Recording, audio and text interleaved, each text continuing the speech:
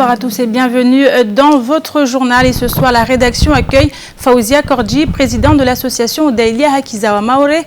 Bonsoir Faouzia. Bonsoir. Alors avec vous, il sera question de ce plaidoyer, et pas des moindres, un plaidoyer dans lequel vous demandez la sanctuarisation du sol maoré dans le droit français. On en parle tout à l'heure dans ce journal avec vous. Avec nous également Shakila Youssouf, journaliste à KTV. Bonsoir Shakila. Bonsoir. Alors avec vous, il sera question de la jeunesse kaouénienne qui a du mal aujourd'hui avec cette délinquance puisque les revers les pénalisent. La délinquance, ça donne une mauvaise image. On a du mal à trouver du boulot. On en parle tout à l'heure avec vous dans ce journal. Mais d'abord, voici les titres de ce mercredi 7 octobre. Deuxième jour de grève dans la fonction publique. Comme hier, les enseignants ont occupé les abords du vice-rectorat et ont allumé plusieurs mèches. La grève est d'ores et déjà reconduite avec un possible changement de stratégie. Explication dans votre journal. Ce n'était plus un secret pour personne, mais Mansour Kamardine a souhaité l'annoncer officiellement ce matin. Il est candidat à la présidence de la section locale du parti Les Républicains. La bataille est lancée et l'objectif est de mettre fin aux divisions en interne. La Maison du Débat ferme ses portes ce week-end après 3 semaines d'exposition. Les spectateurs sont encore et toujours au rendez-vous pour apprécier ce spectacle virtuel unique. Reportage à la fin de cette édition. La grève dans la fonction publique continue. Ce matin, les enseignants ont une nouvelle fois investi les abords du vice-rectorat en signe de protestation et face à ce qu'ils considèrent comme un manque de considération, les grévistes ont allumé le feu au sens strict du terme. La police et les pompiers mobilisés sur place ont rapidement maîtrisé ces incendies. En fin de matinée, tout le monde a quitté les lieux, non sans quelques haussements de voix. Un sujet signé Pierre Bellucci et Leslie Vimné. Le grand mouvement annoncé se poursuit pour les agents de la fonction publique et du côté des enseignants du premier et du second degré, la stratégie était aujourd'hui la même qu'hier. Juste pour mettre la pression, pour que ça réagisse très rapidement. On a réussi à faire réagir parce qu'il y a des messages quand même qui ont été envoyés dans les ministères. On nous l'a lu en direct. Maintenant, on attend des réponses, mais on attend des réponses dans la rue. On ne peut pas attendre et arrêter le mouvement. Plusieurs feux ont été allumés aux abords du vice-rectorat, mais la police a rapidement calmé les ardeurs des manifestants en restant très ferme, notamment quant au non-respect de certains principes liés au droit de grève. Bon, on n'est pas bien sûr dans cette psychose 2011, mais ce qu'il faudra retenir, c'est que ça, c'est inadmissible malgré tout. Bien sûr, comme tout le monde le sait, la grève est un droit, mais il faudra aussi donc accepter le droit d'aller venir des uns des autres. Et là, on ne peut pas accepter, bien entendu, qu'il y ait un blocage complet à ce que les gens ne puissent pas également exercer leur droit d'aller travailler tout simplement. Donc là, comme vous l'avez pu constater vous-même, on a pu faire en sorte que les pompiers ont intervenu donc, pour pouvoir éteindre le feu. Hier, on l'a fait la même chose, mais là, dès le début de l'incendie, on a pu éteindre avant qu'il y ait d'autres dégâts collatéraux, contrairement à hier, qui est quand même des dégâts collatéraux en ce qui concerne le digicode qui a été brûlé. Là, il y a eu 2 foyers de feu qui ont été rapidement maîtrisés par les pompiers. Pour l'instant, donc, la situation est plus ou moins donc, stable. Le secrétaire départemental du SNUPP-FSU considère que la seule manière de se faire entendre reste ce mouvement, qui pourrait se durcir au fil des jours en cas d'inaction de l'État. On met la pression pour que ça réagisse très rapidement. Pointé. Demain, le mouvement est reconduit. Nous l'avons baptisé opération course de pneus. Le point de départ, c'est ici au vice-rectorat naturellement. Et on va aller vers le rond-point, c'est le trajet, le rond-point SFR. Le rond-point SFR devrait donc être investi par les grévistes. Cela implique-t-il que la stratégie de ne pas déranger la population n'est plus d'actualité? Réponse demain. Et en marge du mouvement des enseignants, les agents du centre pénitentiaire continuent de protester de leur côté. Une nouvelle fois présents devant le parking, ils ont allumé un feu pour montrer que leur détermination ne faiblit pas, bien au contraire. En fin de matinée, ils ont reçu la visite du député Boinali Saïd, venu pour prendre le pouls du conflit social. Et même s'il ne souhaite pas prendre parti, ce dernier semble s'intéresser de près aux mouvements sociaux qui s'amorcent. Plus d'explications dans ce sujet, signé Pierre Bellucci et Fred Souleymana. Dans le climat social actuel, le département a besoin que ses élus prennent conscience de l'ampleur des problèmes. À ce titre, Boinali Saïd semble vouloir rencontrer les différents partis concernés par les conflits, comme le prouve sa présence ce matin au centre pénitentiaire. Je suis venu parce qu'il y a trop de conflits, un peu de partout. Je suis un ancien, y compris de ces questions-là, des conflits sociaux, les mouvements sociaux, je les entends et je pense que ma contribution peut apporter quelque chose de part et d'autre pour construire Mayotte. Je suis là, mahorais, français, de droit commun, du dialogue social, de la paix sociale, de la construction de l'avenir et du développement. C'est tout un ensemble et je pense que j'apporte ma pierre comme tant d'autres. Parce que aussi, je représente Mayotte, c'est important pour moi. Le député a discuté avec les agents pour comprendre la situation. En sortant, il s'est dit sensible à leurs problèmes sans pour autant choisir un camp. Je pense qu'il faut qu'il y ait une réunion de médiation extérieure pour ramener, si vous voulez, les points de vue des uns et des autres. C'est ça, la notion de dialogue qu'il faut mettre en place. Donc il y a des éléments de droit, il y a des éléments de ressenti qu'il faut apprendre à apaiser et à construire. Sinon, la population risque, y compris, d'être affectée par ce phénomène. Donc, deux éléments, les éléments de droit et les éléments de ressenti. Côté des agents, cette visite est signe que leur mouvement est bien visible, même si pour le moment, les délégués syndicaux ne crient pas victoire. On ne peut pas dire qu'on est attendu ou pas, on est entendu ou pas parce qu'il est venu pour nous soutenir. Je ne peux pas dire oui ou non parce qu'on ne sait pas. On lui a posé la question tout à l'heure s'il est de notre côté ou pas. Il a dit qu'il est venu pour écouter nos doléances. Donc après, on verra la suite. La suite, c'est demain. En effet, une rencontre est programmée avec le préfet Seymour Morsi et le directeur interrégional de l'administration pénitentiaire qui a avancé sa visite, lui qui ne devait venir à Mayotte qu'entre le 26 et le 28 octobre. Alors la suite c'est demain parce qu'on a un rendez-vous, nous avons un rendez-vous avec le préfet demain en Petite Terre à 9h. Et on vient d'apprendre aussi que notre directeur interrégional sera parmi nous demain matin. Donc on espère que tout se débloque demain matin. Je suis très positif. Je suis très positif et j'espère que le DI a amené le gros chèque. Le directeur interrégional apporte-t-il avec lui un gros chèque? C'est en tout cas ce que souhaitent les agents qui seront fixés demain matin dès 9h. Et on continue avec cette nouvelle qui n'en est pas vraiment une puisque le vent courait déjà depuis plusieurs semaines. Ce matin, en effet, Mansour Kamardine a officiellement annoncé sa candidature à la présidence de la section départementale du parti Les Républicains. Retiré de la politique depuis plusieurs années, le voilà de nouveau en campagne pour devenir le président du parti le plus structuré du département. Un sujet signé Shakila Issouf, Pierre Bellucci et Leslie Vimné. La conférence du jour était attendue de longue date. Si tout le monde connaissait les intentions de Mansour Kamardine, lui n'avait pas encore officialisé sa candidature à la présidence de la section départementale du parti Les Républicains. C'est désormais chose faite depuis ce matin et la campagne peut maintenant commencer. J'ai souhaité que je puisse le dire moi-même directement, d'autres l'ont dit à ma place. Je souhaitais le dire moi-même directement et c'est important effectivement que les Mahoraises et les Mahorais sachent ce que nous ambitionnons les uns les autres. Et donc j'ai voulu aujourd'hui vous demander effectivement de confirmer officiellement que j'étais candidat à la présidence de la Fédération Les Républicains de Mayotte. Construire un projet, former les cadres ou encore soutenir l'exécutif. Mansour Kamardine a dévoilé les grands axes de sa candidature, avec notamment une problématique à régler rapidement, les divisions au sein du parti local. Faire en sorte que la voix des Républicains soit audible sur ce territoire, car nous sommes, et de loin, le parti politique le mieux organisé, mais qui n'est jamais entendu sur les grands sujets, qui est absent. Faire en sorte qu'il y ait suffisamment d'animation, parce que pour lutter contre les divisions internes, qui sont le poison de nos succès électoraux.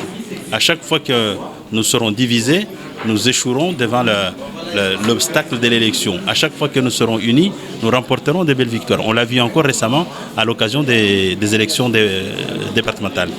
Mansour Kamardine sait à quel point la bataille sera rude. Abdoulaye Hariti est déjà en campagne tandis que le sénateur Abdourahmane Souaili pourrait prochainement les rejoindre. Les soutiens de Mansour Kamardine sont donc conscients qu'ils vont devoir militer en faveur de leur candidat. J'ai fait le choix de Mansour tout naturellement parce que je pense que c'est la personne qu'il nous faut aujourd'hui dans le présent aujourd'hui pour permettre de relever les défis qui sont extrêmement importants dans ce territoire. À Mayotte, nous avons besoin d'un parti fort. À Mayotte, nous avons besoin d'un président fort qui sera audible ici dans les instances, ici localement, mais aussi dans les instances parisiennes où souvent les grandes décisions sont prises là-bas. Et si vous n'avez pas une personnalité qui soit écoutée, qui ait la carrure nécessaire pour apporter les réponses au quotidien, en tout cas pour nous ce qui est des élections internes des Républicains, de nos militants, de nos sympathisants, apporter la voix de Mayotte là-bas, je pense qu'on aura tout raté. Les élections au sein du parti se tiendront le 31 janvier 2016 et nul doute que la lutte sera après sans merci entre les différents candidats durant les 4 prochains mois. Et de nombreux jeunes issus de Kaweni dans l'exaspération. Ils réalisent en effet aujourd'hui à quel point la mauvaise image du quartier leur ferme les portes de toutes les entreprises et institutions publiques. Nous sommes allés à la rencontre d'un petit groupe qui a accepté de nous recevoir dans leur repère. Souvent confrontés aux drogues, à la violence et à la prison, ils ont souhaité à travers ce reportage passer des messages aux chefs d'entreprise ainsi qu'à leur entourage. Reportage Shakila Youssouf et Fred Souleymana. C'est les gens à l'extérieur. Ils ont créé une image de Kaweni, ils ont donné une image de Kaweni et maintenant ils ont même peur de leur image même qu'ils ont donnée à Kaweni alors que ce n'est pas l'image. Il faut vraiment regarder l'arrière-plan. Mais eux, ils sont là à nous donner une image, ce n'est pas notre image. Situé en plein cœur du pôle économique de l'île, Kaweni est réputé pour être une zone d'insécurité qui concentre beaucoup de jeunes, souvent déscolarisés ou en recherche d'emploi. Ces jeunes luttent chaque jour contre l'ennui et tombent facilement dans la drogue. L'un de ces jeunes qui témoigne anonymement avoue avoir un père qui lui donne un bon exemple à suivre, même si cela ne l'a pas empêché de tomber dans la drogue. Je vais faire la même chose que mon père, c'est-à-dire électricien. Je fume tout. Moi, je fume tout. Après, sauf au sens propre. C'est-à-dire, je fume des clopes, je fume du joint, je fume du shit, je fume du chimiki, je fume mangrove, pia, tout genre comme des yokam. C'est-à-dire, moi, le matin, quand je me réveille, moi, je n'ai pas de travail. Sauf que je suis bon, là, je bouge à zini, là. Non, il m'a souhaité que bon, là, je suis un peu pareil, moi. Je suis un peu fikiro. Après, je suis un journal, bon, journal, là, je vais studio, na poser moi. Faisons des choses en quoi. Chercher de l'argent et faire du son. C'est tout. Mido et ses amis souhaitent donner du sens à leur avenir. Les jeunes expliquent au cours de notre conversation que le manque de communication dans de nombreuses familles favorise leur égarement. En manque de modèles et vivant, sans la présence d'un père, ces jeunes grandissent et apprennent entre eux. L'éducation, il y a... Nous, Comoriens, Mahorais, l'archipel de Comores, on a trop tendance à Oscar Lagoa, on parle trop, mais on ne parle pas avec les enfants, on ne parle pas avec les jeunes. Ne pas vraiment changer le mode de vie, mais évoluer en mode de vie. Évoluer un peu, et puis essayer de parler parler en famille, juste parler en famille, faire des réunions familiales et voir ce qui ne va pas, les remettre, être carré, quoi. Avoir un chef de famille, que lui, il gère tout. Parler de la sexualité, parler de radlock, parler de tous les sujets des sujets intimes qu'on a du mal à parler. Ces jeunes ont beaucoup d'attentes et d'ambitions, mais par manque de repères et de cadres structurants, finissent par vivre en bande. L'influence du groupe les pousse à commettre des délits et beaucoup d'entre eux passent par la case prison. S'ensuit un casier judiciaire qui complique la recherche d'emploi. Beaucoup sont alors définitivement perdus et vivent en marge de la société. Alors Shakila, c'est un véritable cercle vicieux en fait dans lequel se trouvent ces jeunes de Kaweni aujourd'hui. Délinquance, puis difficulté à trouver de l'emploi et difficulté justement à s'insérer professionnellement et socialement. Exactement. Il faut dire qu'ils ont cette image d'eux qu'ils disent, même au début du reportage, il expliquait que cette image qu'on a de nous, c'est une image que les gens ont voulu nous donner. Et ce petit groupe revendique le fait que il y en a un dans le groupe d'ailleurs, il a fait des études, il a fini ses études, mais il ne trouve pas de travail. À chaque fois qu'ils veulent présenter leur CV, ils n'ont pas intérêt à dire qu'ils sont de Kaweni. Et il y a beaucoup de choses qui m'ont frappé quand j'ai fait ce reportage. Quand je suis arrivée, j'ai rencontré Mido qui m'accueille. Et quand on rentre dans le quartier, on entend un jeune qui l'appelle « Oh, t'as pas du chimique là ?» Et j'essaie de faire intervenir ce jeune. Je lui dis « Tu fumes vraiment du chimique, c'est ça ton quotidien ?» Et en fait, Mido me dit, moi, je ne sais même pas pourquoi il me demande du chimique, parce que moi, je ne vends pas du chimique. Mais en fait, c'est des jeunes... ils subissent en fait une image ils se disent subir cette image. Et quand on parle un peu avec eux, on essaye de comprendre quelles sont leurs ambitions, c'est quoi leur projet. Ils expliquent, finalement, pour eux, c'est la faute de tout le monde, sauf eux. Et j'ai eu l'occasion de leur expliquer aussi, de leur donner aussi mon parcours, pour lui dire, moi-même, en tant que femme, voilà, je me suis débrouillée, je ne me suis pas laissée faire des choses trop faciles parce que j'ai pas d'argent ou parce que je trouve pas de travail, donc je vais aller violenter des gens ou quoi. Mais ils m'ont écouté, c'est ça qui était intéressant. Et aussi, il faut aussi savoir que ces jeunes, je pense que tant qu'ils seront en groupe, sous l'influence du groupe, ils ne pourront pas s'affirmer individuellement. Et c'est ça qui était important dans ce reportage, c'est se dire aussi que ces jeunes, ils disent trouver de la force ensemble, mais au final, quand on parle avec eux, je suis sûre que si on les trouve individuellement, ils s'expriment mieux. Il y en a certains, la façon qu'ils parlent, on voit qu'ils ont un bon niveau français, mais ils veulent, devant les camarades, ils ont envie de parler d'une manière. Donc j'ai pas l'impression que le groupe, ça les permet à évoluer.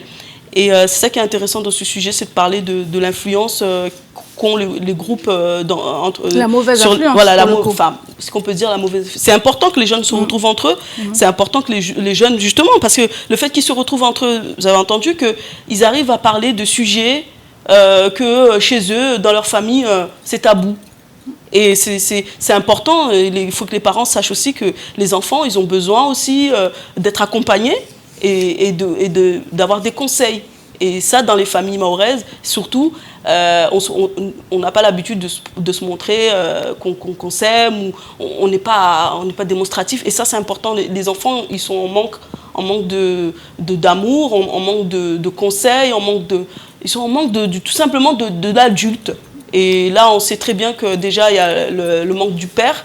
Et après, tant que tu n'as pas de modèle, voilà, on s'identifie à XY, même des fois 50 cents ou quoi, on imagine, mais on n'a pas vraiment une bonne image. Merci beaucoup Shakila, et on continue. Et je vous propose maintenant de faire un petit tour d'horizon du reste de l'actualité de ce mercredi 7 octobre. C'est dans l'actualité en bref et c'est présenté par Pierre Bellucci. Décidé dans le cadre du plan de lutte contre la pauvreté lancé en janvier 2013, une hausse exceptionnelle de 2% du RSA est entrée en vigueur le 1er septembre. Il s'agit de la troisième étape de revalorisation exceptionnelle de 10% sur 5 ans promise par le gouvernement, et ce, en plus de l'inflation.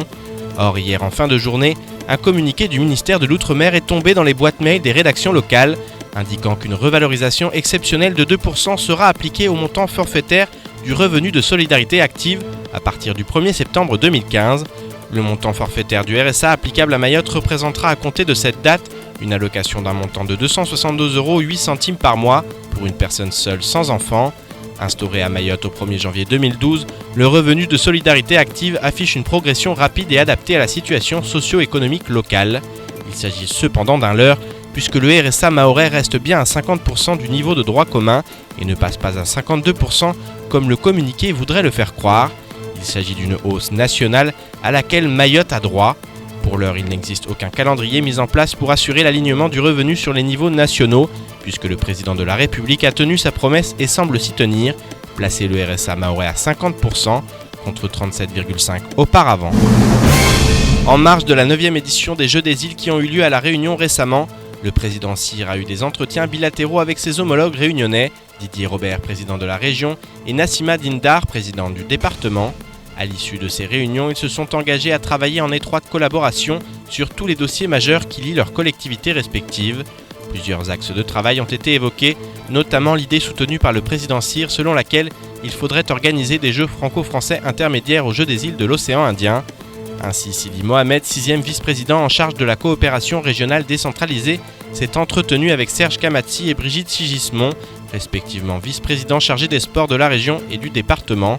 Les 3 élus ont pris acte de cette intention politique exprimée par leurs présidents respectifs. Ils ont convenu de formaliser la démarche en posant les bases et de constituer un comité de pilotage qui devra travailler sur la faisabilité. Les crosses et les ligues concernées auront aussi leur mot à dire. En attendant, le projet avance. La ministre des Outre-mer, Georges Paul-Langevin, et Madame Marie-Thérèse Geffroy, présidente de l'Agence nationale de lutte contre l'illettrisme, ont signé hier une convention de partenariat. La situation de l'illettrisme est préoccupante sur l'ensemble du territoire français et de manière encore plus importante dans les territoires d'outre-mer. En 2012, cette situation concernait 7% de la population hexagonale, soit près de 2,5 millions d'hommes et de femmes. Dans les départements d'outre-mer, cette proportion peut être 2 à 3 fois plus élevée. Cette nouvelle convention s'articule donc autour de 2 axes, la mesure de l'illettrisme et sa gouvernance, la prévention et la lutte contre l'illettrisme. L'ensemble des mesures qui seront déployées doivent permettre d'améliorer les conditions d'accompagnement et de réduire de manière significative le nombre de jeunes et d'adultes ultramarins en situation d'illettrisme. La ministre souhaite une mobilisation de tous les acteurs publics ainsi que des partenaires sociaux et des entreprises. Elle met également l'accent sur l'importance de la prévention, sur l'innovation et sur l'expérimentation qui permettent par des outils pédagogiques performants de favoriser et d'optimiser le transfert de connaissances.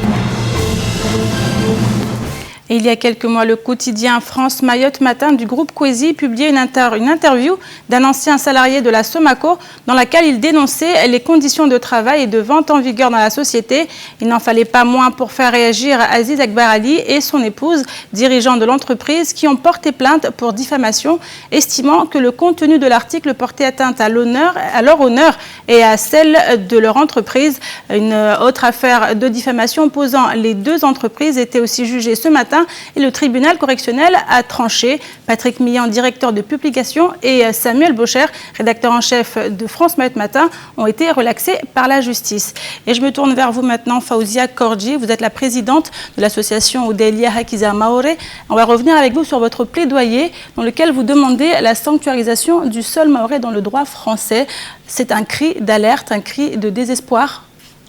Pas un cri de désespoir, ni un cri d'alarme. C'est tout simplement un cri de droit. C'est notre droit. Que vous réclamez tout simplement? Je réclame tout simplement à ce qu'on remet les terres aux Maorais. J'ai toujours dit, par exemple, moi, je connais jusqu'à ma 6e génération en Balamanga.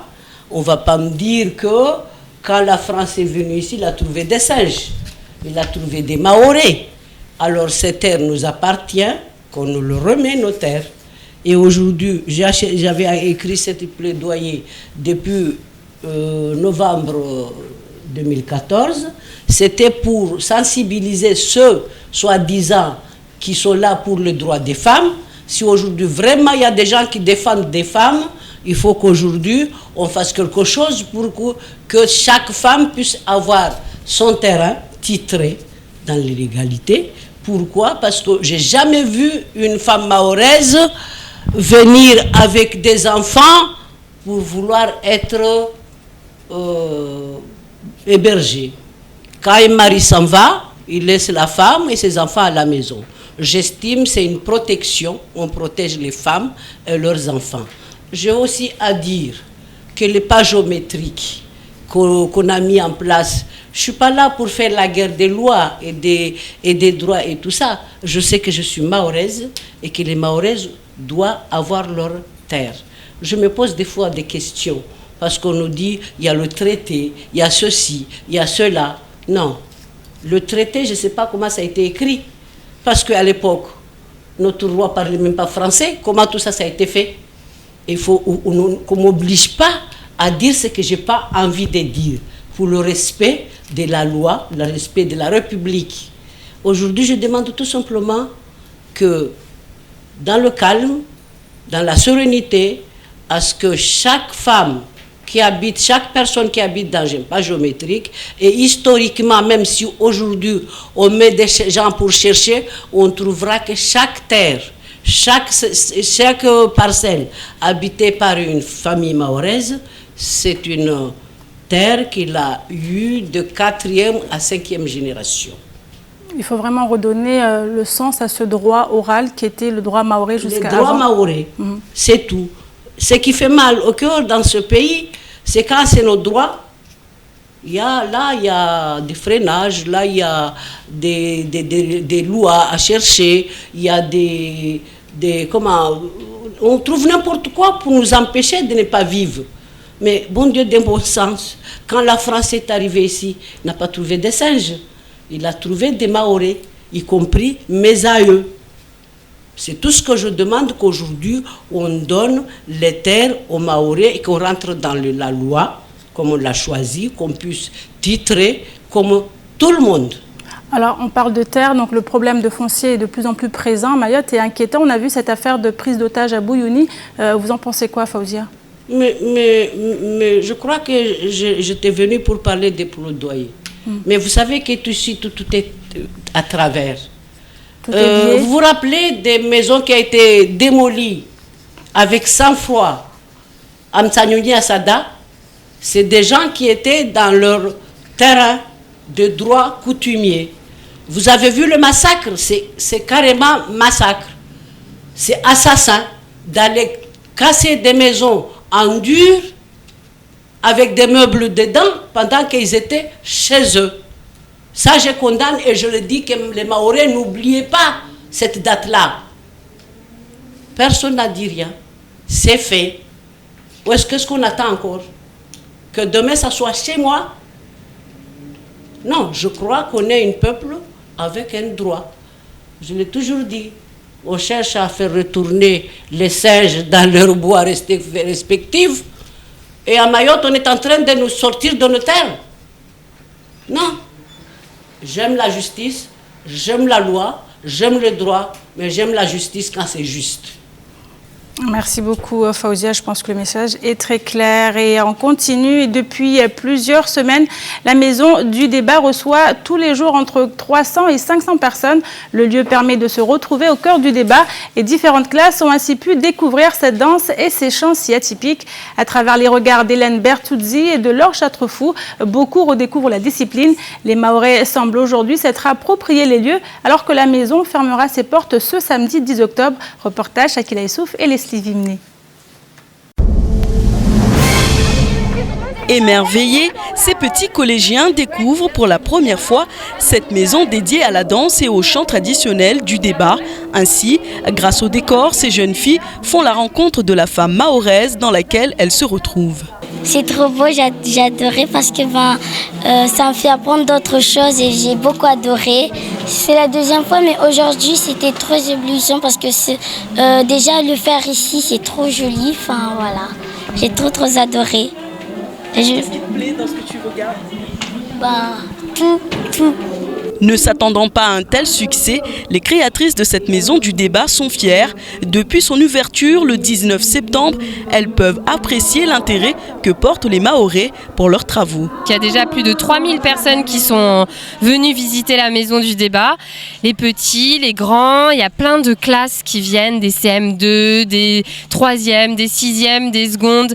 Tout le monde essaie à danser le débat. Les garçons mettent les salouvas. Enfin, c'est des super beaux moments et puis vraiment les habitants de Mayotte sont très ouverts pour découvrir cette exposition. Ouvert du mardi au samedi de 9h à 18h, l'entrée est gratuite et même si bon nombre de visiteurs hésitent encore à rentrer une fois à l'intérieur, plus question de quitter les lieux. Ce week-end, une grande fête du débat aura lieu pour clôturer le projet. Les deux fondatrices de ces lieux espèrent maintenant faire découvrir en métropole la beauté de la femme mahoraise, notamment par la grâce de sa gestuelle. La clôture va avoir lieu samedi 10 octobre. On invite des madrassatis de débat pour faire une rencontre de débat devant la maison, donc en fin de journée où tout le monde est invité. Et puis pour la suite, on espère que ça va voyager en métropole. Il y a pas mal de monde qui nous ont dit mais pourquoi que le débat? Pourquoi est-ce que vous ne faites pas sur le Moulidi, sur le Maolida Chengue, sur le Daïra? C'est aussi des chants dans ces soufis qu'on a filmés, on a fait des interviews, donc pourquoi pas continuer sur ça avec plaisir. On verra, Inch'Allah. C'est la fin de cette édition. Merci à vous de l'avoir suivi. Une édition que vous pourrez suivre en rediffusion sur notre site l'infocoésie.fr et sur OM5. Dans quelques instants, les nouvelles du temps pour la journée de demain avec la météo présentée par Ornella Perrine. Suivra juste après l'invité du temps de parole, Fazul du CIDEVAM. Il était ce matin au micro de Patrick Mian que vous retrouverez demain dans la matinale. Et prochain rendez-vous avec l'information demain en radio dans la matinale avec le journal présenté par Pierre Bellucci. Excellente soirée à vous sur KTV.